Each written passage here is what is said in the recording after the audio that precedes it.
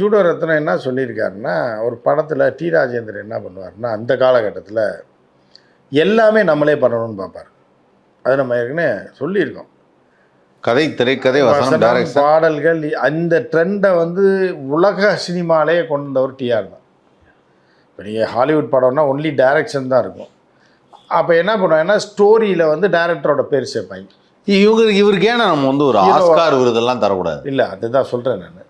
நீங்கள் வந்து அப்படி இருக்கும்போது இந்த கதாநாயகன் சில்வஸ்டர் ஸ்டாலன் வந்து அவர் படத்துக்கு கதை எழுதுவார், டைரக்ஷன் வேற ஆளை போட்டுருவார், அவர் பண்ண மாட்டார். அப்புறம் ஸ்க்ரீன் ப்ளே பண்ணுன்றதுக்காக என்ன பண்ணுவாங்கன்னா, ஸ்டோரி வந்து சில்வஸ்டர் ஸ்டாலன் பேரும் அந்த டைரக்டர் பேரும் சேர்த்து போடுவாங்க. இவ்வளோதான். ஒருத்தர் 2 வேலை பார்ப்பார், அதுக்கு மேலே பார்க்க மாட்டார். இப்படி இருந்ததில் வந்து இவர் என்ன பண்ணுறாருன்னா, எடிட்டிங். இவருக்கு எடிட்டிங்னா என்னன்னு தெரியாது. யாரையா எடிட் பண்ண விட்டு பேரை போட்டுக்கிறது அந்த மாதிரி, அப்புறம் அதை கற்றுக்கிறது அப்படின்ற மாதிரி. ஆனால் இசை தெரியும் டிஆருக்கு. இசையில் வல்லவர், மியூசிக் வல்லவர், பாடல்கள் எழுதுவார், கதை எழுதுவார், திரைக்கதை எழுதுவார், டைரக்ஷன் பண்ணுவார். கேமரா வந்து அந்த காலத்தில் ஆப்ரேட்டிவ் கேமராமேன் தானே, அந்த இப்படி வை ஜூம் பண்ணு அவுட் வா அப்படின்னு அந்த நாலேஜ் இருந்தாலும் கேமராமேன் தான். ஆப்ரேட்டிவ் கேமராமேன் வேறு. இப்படி எல்லாத்துலேயும் பண்ணவர் ஸ்டண்ட் மாஸ்டராகவும் பண்ணணும்னு ஆசைப்பட்டிருக்காரு. அது எனக்கு இப்போ சமீபத்தில் தான் தெரியும். இது எப்போ? ஜூடோ ரத்னம் சொல்லி தான் எனக்கே தெரியும். பெரியவரை பார்த்து ஒரு டைம் பேசிக்கிட்டு இருந்தேன். இப்போ ஒரு 3 வருஷத்துக்கு முன்னாடி, 3-4 வருஷம் இருக்கும். பேசிக்கிட்டு இருக்கும்போது சொன்னார் அவர் இந்த மாதிரி அப்படின்னு. என்னென்னா, இவர் என்ன பண்ணியிருக்காரு, நானே ஸ்டண்ட்டு பண்ணலன்னு ஆர்வப்பட்டிருக்காரு. ஆனால் ஜூடோ மாஸ்டரை கற்றுக்கிறதுக்கு தெரியாமல் அவரை போட்டிருக்காரு. ஸ்டண்ட்டில் போட்டுட்டு என்ன பண்ணியிருக்காரு, ஷார்ட்லாம் வச்சுருக்காங்க, மேலே இருந்து குதிக்கிற சீன், ஒரு 20 அடியிலேருந்து குதித்து சண்டை போடணும். அந்த ஷாட் வந்தோடனே ஒரு தம்பி ராஜேந்தர் வாங்க இப்போ டூப்பை ஏற்றுங்க மேலே அப்படின்னு. டூப்பா நானே பண்ணுவேன். நீங்கள் பாரு தம்பி, நீங்கள் அப்போ டைரக்டராக இருக்கலாம், இதாக இருக்கலாம், எல்லாம் இருக்கலாம். ஸ்டண்ட்டுன்றது வேறு, தெரிஞ்சவங்க மட்டும்தான் அந்த தொழிலை பண்ண முடியணும்னு டிஆர் நக்கலாக சொல்லியிருக்காரு. அதை நாங்கள் பார்த்துக்குறோம். என்ன ஏதோ சொல்லியிருக்காரு, நான் பார்த்துக்கிறேன், நானே குதிக்கிறேன்ருக்கார்.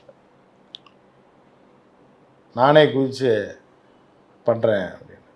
அப்படியா? அப்போ அவர் சொல்லியிருக்கார், வேணாம் தம்பி ரிஸ்க்குன்னு. என்னங்க பெரிய ரிஸ்க்கு, நீங்கள் பண்ணலையாங்க, நீங்கள் பண்ணதை நான் பண்ண முடியாதா? நீங்கள் பண்ணுவீங்க, உங்கள் ஸ்டண்ட் மாஸ்டர் பண்ணுவார், அதை நான் பண்ண முடியாதான்னு கேட்டுக்கார் TR. I also know the craft. ஆமாம், கிராஃப்ட்டு நானும் பண்ணுவேன், நீ மட்டும்தானா பண்ணுவ, நானும் குதிப்பேன் பாரு அப்படின்னுக்கார். சம்மர் சால்ட் டூப்பு குடிப்பான், நான் குடிக்க முடியாதா? நான் டூப்பு கிடையாது, நான் டாப்பு. எப்படி ஐயோ ரைமிங் அது. ஆனால் அவர் அப்போ என்னென்ன பேசியிருப்பாரு. அதாவது என்னன்னா, அது இதுக்கு மோருக்கு வேணும் சால்ட்டு, அடிக்கிறேன் சம்மர் சால்ட்டு அப்படின்னு பயங்கரமாக சொல்லி மேலே ஏறி இருந்திருக்காரு. இவர் அந்த இதில் கவுண்டர் பண்ணி குதிப்பான் பாருங்க, இதில் தலைகீழாகத்தான் குதிப்பேன் அப்படின்ற அந்த காமெடியை இதை வச்சு தான் எடுத்திருக்காங்க டிஆர் வச்சு தான். அப்போ டிஆர் என்ன பண்ணியிருக்காரு, பல்கலைவேந்தர் தான் அவர், வந்து பல விஷயங்கள் தெரிஞ்சா. மற்றெல்லாம் கில்லாடி இருக்காங்க. ஸ்டண்ட்டில் போய் குதிக்கிறேன் அப்படின்னா நீங்கள் வந்து என்ன மேலே இருந்து குதிச்சிருக்காரு. புரியுதா? மேலே இருந்து குதிச்சா ஐயோ அம்மான்னு ஒரு சவுண்டு கேட்டு அவ்வளோதான், எந்திரிக்கவே இல்லை. இவர் ஸ்டண்ட்டு டைரக்டர் இல்லை, இவர் தானே ஷார்ட் வைப்பார், ஃப்ரேம் அடியில் வை, இப்படி வை, கேமரா அப்படி வைனா, இல்லை நானே பார்த்துக்கிறேன்னு இருக்கார். குதிச்சா எச்ராஜா கேமரா மேலே குதிச்ச மாதிரி. இப்போ இங்கேருந்து குதிச்சா ஐயோ அம்மான்னு ஒரு சவுண்டு தான், சைலண்ட்டு, கட் சொல்கிறதுக்கே ஆள் இல்லை. ஏன்னா அவர் தானே டைரக்டர். ரோல் ஆகிட்டே இருக்குது, ஃபிலிம் போயிட்டே இருக்குது, என்னடா பாருன்னா அங்கே ரத்தம் போய்கிட்டே இருக்குது. என்ன பண்ணுறேன், ஜூடோ ரத்னம் பார்த்துருக்கேன். தூக்கி ஆஸ்பத்திரிக்கு தூக்கி கொண்டு போட்டேன். ஏன்னா 6 மாதம் ஆயிடுச்சு, அந்த கால் உடஞ்சி போயிருக்கேன். உடஞ்சி அது கட்டு போட்டு பிளேட்டு வச்சு கட்டி 6 மாதம் படமும் இல்லை, படம் இதுவும் இல்லை, வேலையும் இல்லாமல் போய் ஷூட்டிங் நின்று வச்சான். ப்ரொடியூசருக்கு எவ்வளோ காசு நஷ்டமாக இருக்கு பாருங்க. அவர் தானே ப்ரொடியூசர்? இல்லை, அந்த படத்தில் அவரான்னு தெரியல. ப்ரொடியூசர் அவர் தான் நினைக்கிறேன், எல்லாமே அவர் தான். நான் காசு போடுறேன், நான் பண்ணுறேன், நானே கீழே விழுவேன், நானே காலை உடச்சிப்பேன், நானே 6 மாதம் ரெஸ்ட் எடுப்பேன், என் காசை நானே வேஸ்ட் பண்ணுவேன் அப்படின்ட்டு இருக்காரு ரத்னா. சரிப்பா, என் பேமெண்ட்டை மட்டும் கொடுத்துருப்பா, நான் அப்புறம் பார்த்துக்கிறேன். அதோட சொன்னார் என்னென்னா, ஒரு சில தொழிலில் எல்லா தொழிலும் எல்லாரும் செய்ய முடியாது, ஒரு பயிற்சி வேணும். சண்டைங்கிறது அவ்வளோ முக்கியமான பயிற்சி வேணுன்றார். யார் வேணாலும் செய்யலாம், டிஆரே செய்யலாம், ஆனால் அவர் வந்து பயிற்சி எடுத்திருக்கணும். புரியுதா உங்களுக்கு? நீங்கள் அந்த மாதிரி இப்போ ஜெய்சங்கர் எடுத்தீங்க அப்படின்னா பாயம்புலி படத்தில் பயிற்சி எடுப்பார். புரியுதா உங்களுக்கு? அடியில் அடுப்பு வச்சு மண்ணை சுட வச்சு சிக்குன்னு சொல்லி விரலை வந்து கையை வந்து பவர் ஏற்றுவாங்க தெரியுமா? இதெல்லாம் பண்ணி தான் அவர் ஜெயித்தார். அதுக்கு தான் நான் சொல்கிறேன் டிஆரை நான் இங்கே சொன்னேன். இதே டிஆர் வந்து கொஞ்ச நாள் போய் ஜூடோ ரத்தனத்தில் வேலை பார்த்து சம்மர் சால்ட்லாம் பழகி பண்ணியிருந்தாருன்னா ஆனால் சில பேர் கற்றுக்கிட்டாங்க. ஃபார் எக்ஸாம்பிள் வந்து பாக்யராஜ் சார் வந்து சிலம்பம் கற்றுக்கிட்டார். ஆமாம், இந்த மாதிரி சில பேர் கற்றுக்கிட்டாங்க, முறைப்படி இவர் டிஆருக்கு சிலம்பம் தெரியும், அவரும் கற்றுக்கிட்டாரு. ஆனால் மேலேருந்து குதிக்கிறத கற்றுக்கல. அது கற்றுக்கல. அதை எப்படி கற்றுக்கிற முடியும்? அது நெட்டெல்லாம் கட்டி குதிப்பாங்க. இவர் நேரடியாக குதிச்சாருன்னா கால் போய் இந்த மாதிரியா போயிருந்திருக்கு. ரொம்ப சோகமாக. ஆனால் அவர் ஜெய்சங்கர் வந்து அதனால தான் ஜேம்ஸ் பாண்டா இருந்தால் கூட மேம்போக்கா துப்பாக்கி மட்டும்தான் யூஸ் பண்ணுவார். ஆனால் இந்த உணர்வு வந்து ஜாக்கி சான் படத்தை பார்க்கும்போது எனக்கே வந்திருக்கு. எங்கள் வீட்டில் மாடி பண்ணி, அதாவது என்னன்னா இந்த உயரம் இருக்கும், இந்த நிலப்படி உயரம் இருக்கும், அங்கேருந்து இப்படி ஒரு 6 அடி அங்கேருந்து ஜம்ப் பண்ணுறது.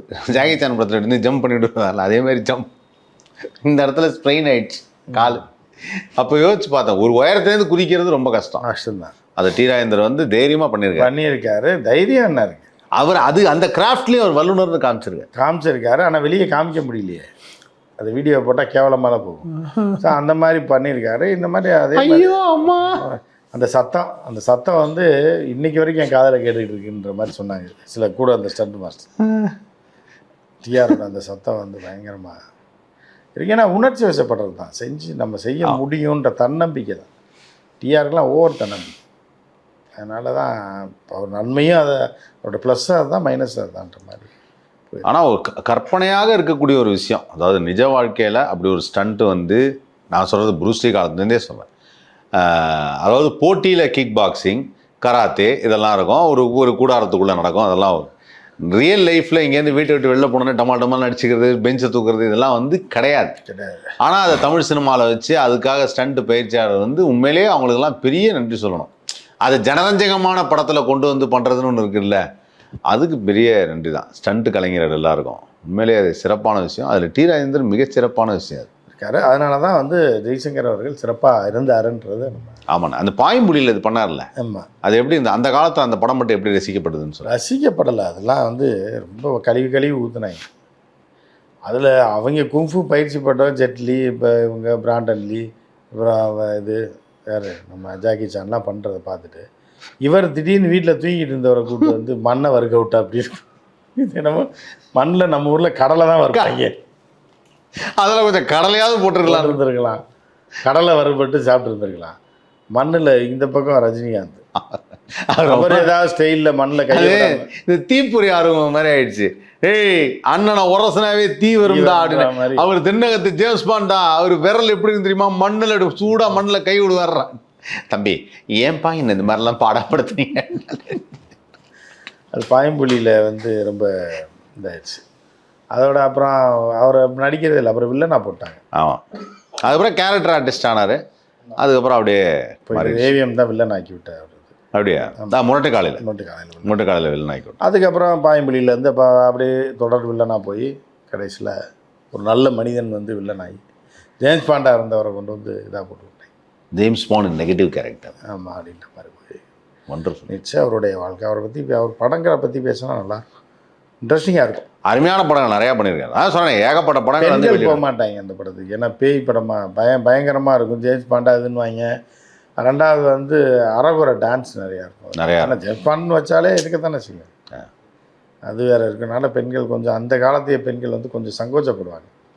ஆனால் ஜெய்சங்கர் நிறைய பேருக்கு பிடிக்கும். ஆமாம், அது பிடிக்கும், அவரை பிடிக்கும். பட் அந்த கதைகள் வந்து பெண்களை ஈர்க்கிற மாதிரி இருக்காது. அவர் வந்து மதர் சென்டிமெண்ட்டுக்காக தான் அந்த இந்த படம் பண்ணார். இந்த குழந்தைகள் குட்டி பத்மினி 2 இடத்துல நடிச்சிருப்பாங்க, குழந்தையும் தெய்வம். அப்படியா? அவர் ஒரு ஃபேமிலி ஸ்டோரி அது பண்ணார். அது பெண்களை கவர் பண்ணுறதுக்காக எல்லாம் பண்ணார். அதில் தான் அந்த பாட்டு, அதாவது ஒரே ரொமான்ஸ் தான். ஜமுனா ராணியோட அப்படியா? அன்புள்ள மான்விழியே புருவத்தை அப்படி தூக்கி இறக்கி ஓர் கடிதம்னா அதெல்லாம் அவருக்கு பெரிய ஹிட்டுக்கு. அதாவது அதெல்லாம் ரசிக்க மாட்டேன். அது வந்து சிவாஜி கணேசன் எம்ஜிஆர்ன்ற கதை வேறு, இவர் கதை வேறு. பட் ஜேம்ஸ் பாண்டா மக்கள் பார்த்தாங்க கடைசி வரைக்கும். ஒரு ஆக்ஷன் ஹீரோ. அதே அதில் அப்படியே போனார். சூப்பர்ண்ணே. தமிழ் சினிமாவில் நினைவு கூறும் வகையில் ஒரு ஆக்ஷன் ஹீரோனா அது தென்னகத்து ஜேம்ஸ் பாண்ட் ஜெய்சங்கர் அவர்கள். அவரை பற்றி நிறையா பேசியாச்சு. ஆனால் இடைப்பட்ட நேரத்தில் நம்ம இன்னொரு முக்கியமான கேரக்டர் சொன்னீங்க, இது சாம்பார். அந்த உணவை ஒன்று சொன்னீங்க இல்லையா, சாப்பிட்ணும் அந்த மாதிரி. இல்லை அந்த அது என்னென்னா அந்த காலத்தில் சொன்னதை தான் நம்ம சொல்லுவோம். ஆனால் தமிழ் சினிமாவில் வந்து இந்த ஃபைட்டுன்னு ஒரு விஷயம் வர்றதுனால, அதாவது நீங்கள் சொன்ன மாதிரி இயல்பு வாழ்க்கையில் யார் சண்டை போட போகிறா, அது வர்றதுனால இல்லை, ஹீரோக்களுடைய கேரக்டரு நடிக்க வர்றவங்களுடைய உடல் மொழி எல்லாத்தையும் மாற்றி விட்டுருச்சு. இல்லை இப்போது ஃபைட்டு மட்டும் இல்லைன்னா அசோகன் நல்லா நடிகராக இருந்திருப்பார் இல்லையா, நல்ல ஒரு குணச்சித்திர நடிகராக இருந்திருப்பார். சிவாஜி கணேசன் நல்ல நடிகராக இருந்தார். அவரை போய் நீங்கள் ஃபைட்டு போடுங்க டான்ஸ் ஆடுங்கன்னு சொல்லி, அதாவது கமர்ஷியல் எலிமெண்ட், டான்ஸ் வேணும் ஃபைட் வேணும் அப்படின்னு சொல்கிறது இருக்குல்ல, அதுதான் இங்கே பெரிய சிக்கலாயிடுச்சுன்னு நினைக்கிறேன். சிக்கலாகலை, அதுதான் ரசிக்கப்பட்டது. நீங்கள் 80களில் வந்த படத்துலலாம் பார்த்தீங்கன்னா கிளைமேக்ஸ் ஃபைட்டு குறைந்தபட்சம் 15 நிமிஷம் இருக்கும். படம் 2.5 மணி நேரம் படம். கிளைமேக்ஸ் ஃபைட்டு இருக்கும் பாருங்கள். ரஜினிகாந்த் கமல்ஹாசன் வந்த புதுசு அந்த கலர் படத்தில் பார்த்தீங்கன்னா சகலாவலாவெலாம் எடுத்துட்டீங்களும், பில்லாவை எந்த படத்தை எடுத்துட்டிங்கனாலும் சரி, ரங்கா எல்லா படத்துலையுமே பார்த்திங்கன்னா கிளைமேக்ஸ் ஃபைட்டில் போலீஸ் ட்ரெஸ்ஸை போட்டு ஒரு 25 பேருக்கு சைடு ஆக்டருக்கு தொடர்ந்து வாய்ப்பு இருக்கும். அதில் டயலாக் ஒரே ஒரு டைலாக் தான் இருக்கும், ஹேண்ட்ஸப் கையை தூக்கு அப்படின்னு ஒரு டைலாக் எல்லா படத்துலையும் இருக்கும். அப்புறம் இன்னொரு சில படத்தில் hands up you are under arrest அப்படின்னு இன்ஸ்பெக்டர் சொல்லுவார். உடனே கையை தூக்கி நிற்பாங்க. உடனே அப்படியே போலீஸ் வச்சு ஒரு மியூசிக் ஒன்று போடுவாங்க. போட்டு அப்படியே கூட்டு போய் வண்டியில் ஏற்றி கொண்டு போனோடனே சுபம்னு போட்டுருவாங்க. இது வந்து ஒரு 500 படத்தோட கிளைமேக்ஸ் இதுதான். அந்த காலத்தில் வந்து ஸ்க்ரீன் ப்ளே பண்ணுவாங்க. கிளைமேக்ஸு ஒன்றுமே இல்லை, எல்லாம் ஒரே மாதிரி. போலீஸு வரட்டும், ஹீரோயினை போய் அந்த ட்ரம்மில் கட்டி போட்டுருவாங்க, இல்லைன்னா மலை உச்சியில் கொண்டு போய் கல்குவாரியில் கட்டி போட்டுருவாங்க. ராமு ஆனால் அங்கே கத்துறது அங்கே கேட்கும். இது த்ரோ இருக்கும்ல. அது இந்த இவங்க வில்லைங்க வந்து கட்டியும் போட்டு ரொம்ப கொடுமைக்கார வில்லனை காட்டுவாங்க. கட்டியும் போட்டு கொடுமைப்படுத்திட்டு இவனை வரவும் விட மாட்டாங்க. அந்த ஸ்பாட்டுக்கு கூப்பிட்டு வந்து பேச்சுவார்த்தை நடத்தி தான் முடிக்கலாம்ல, வர விடாமல் அது ஒரு பக்கம் துரத்துவாங்க. அதுக்கு பின்னாடி போலீஸ் வேறு துரத்தும். 2-3 போலீஸ் ஜீப்பை கிளியில் தள்ளி விட்டுருவாங்க. புரியுதா உங்களுக்கு? இவங்க சண்டை போடுறதில்ல, போலீஸ் ஜீப் விரட்டுறதில்ல, போலீஸ் வயக்காட்டுக்குள்ளே விழுந்து சாகிற மாதிரி போட்டுருவாங்க. இந்த மாதிரிலாம் பண்ணி கடைசியில் பிடிச்சிடுவாங்க வில்லனை.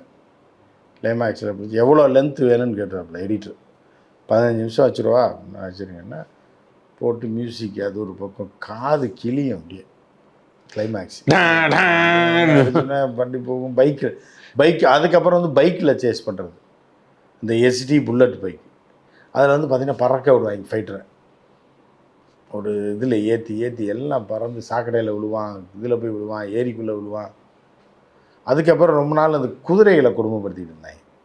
குதிரையை ஓட விட்டு காலை கட்டி இழுத்து விட்டுருவாங்க. இழுத்து விட்டா அது பாவம் கொடூரமாக விழுந்து சாகும்.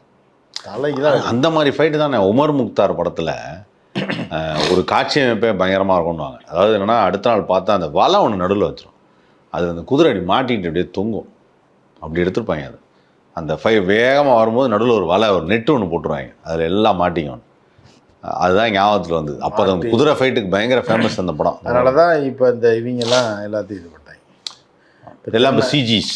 ஆமாம், இப்போ திருநாய் பிரச்சனை வரைக்கும் வந்ததுக்கு காரணம் அதுதான். மிருகங்கள் வதை கூடாதுன்றது. இந்த மாதிரி இவங்க கொடுமைப்படுத்தினது, யானையை குழியில் தள்ளி விடுறது இப்படின்னு ரொம்ப கொடுமைப்படுத்துனாங்க. ஒட்டகத்தை வெட்டி கொள்வது, ஒட்டக சண்டை, குதிரை தான் பாவம் ரொம்ப இதாகும்.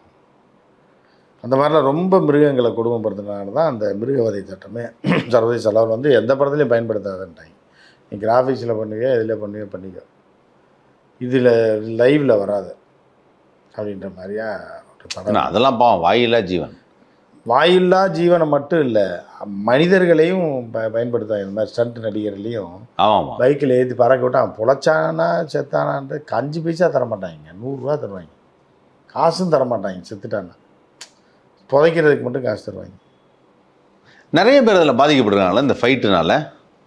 இப்போ சமீபத்தில் கூட ஒரு ஃபைட்டுனால வந்து ஒருத்தர் ஹார்ட் அட்டாக் வந்துச்சு, அந்த கார் ஜம்பில் அவருக்கு ஹார்ட் அட்டாக் வந்துச்சு. அது வந்து இருக்குது, அது ஒரு நடக்குது. அது இப்போ ரொம்ப கம்மியாயிடுச்சு.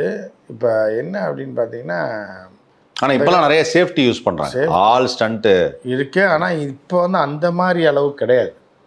அப்போ வந்து படத்துக்கு ஒருத்தர் 2 பேர் 3 பேர் செத்து போயிடுவாங்க கிளைமேக்ஸ் ஃபைட்டில். ஆனால் வெளியே சொல்ல மாட்டாங்க. ஏதோ காசு எம்ஜிஆர் படம்னா ஏதோ பணம் கொடுத்து காப்பாற்றிடுவார். வேறு சில நடிகர்கள்லாம் 5 பைசா தர மாட்டான், நான் அது கொடுக்கணும்னு போயிடுவேன்.